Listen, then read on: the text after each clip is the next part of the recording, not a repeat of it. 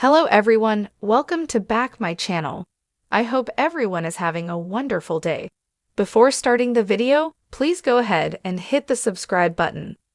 In France, Audra finds Kyle working out shirtless in the maze. Sally comes up behind her and tells her good morning. What an incredible view! Audra muses, yes, it is. Sally asks Audra what she's doing. Kyle grunts, gets up, and wishes them good morning. They remark on the loud rain last night.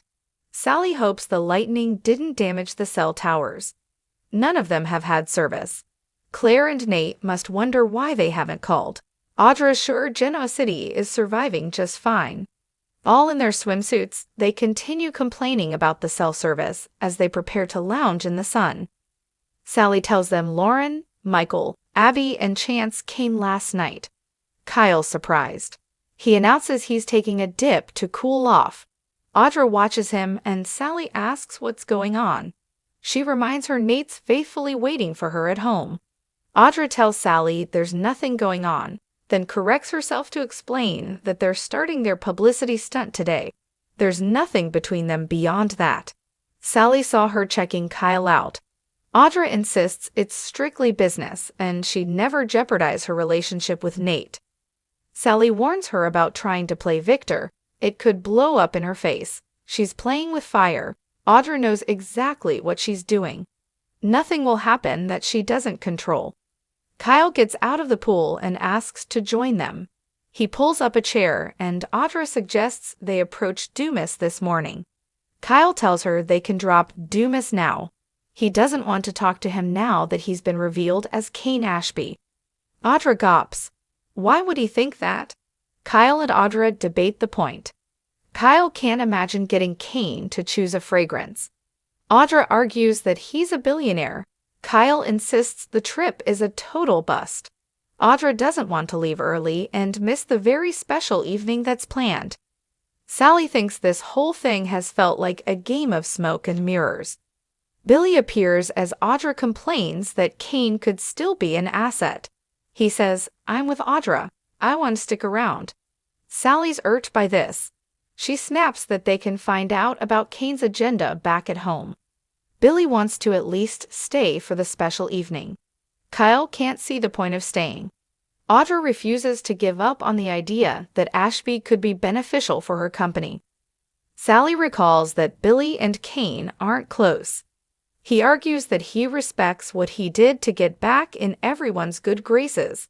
Sally thinks it's a smokescreen for a shady business deal. Billy points out they may not have a choice but to stay. Carter told him the storm last night wiped out the tracks and the road up to the chateau. They might not be going anywhere anytime soon. Sally's starting to feel like a hostage, so Billy teases her and they run off to get mimosas. Kyle complains to Audra about being trapped there. Audra agrees she can't fall off the map like this. Kyle's sure Claire's wondering why they can't talk. Audra tries to reassure him about Cole and decides to cheer him up. She pulls Jabot's sunscreen out of her beach bag and admits it's the best. Holding it out to him, she asks, do you mind? Kyle puts sunscreen on Audra, who asks if he really thinks it's useless to take her idea to Kane. Kyle feels there's no mystique surrounding him anymore. Jabot and Vibrant will come off looking like clingy hangers-on. It's not a good look for either of them. It's not the way to go. Audra decides they need a whole new strategy. Kyle agrees. They need a new stunt. Audra suggests they work on it together and come up with something memorable.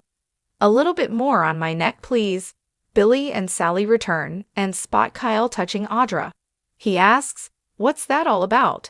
Sally's been asking herself the same thing. Every answer she comes up with sounds more and more like trouble. Esther brings Claire and Victoria some tea at Crimson Lights and asks about Cole. Victoria says he's still in the hospital in Chicago. They came home to check on Johnny and Katie. The doctors are treating him, but there's been no change. He's been diagnosed with Legionnaire's disease, a rare and serious form of pneumonia. Esther's sorry to hear that. Claire vows he'll get better, but then breaks down. Nate appears as Victoria comforts Claire. and hears her tell Esther how concerned they are about Cole. Esther trots off, and Nate approaches them to ask if everything is ok. Victoria fills him in on Cole's diagnosis and the treatment's not working. Nate learns his fever is still too high, but he's not yet on a ventilator. He tries to reassure them. Claire heard one of the nurses say that the doctors may not have caught it in time. Nate says it's true that Legionnaires has to be treated quickly, but healthy people can survive. Claire has to go home and bolts out.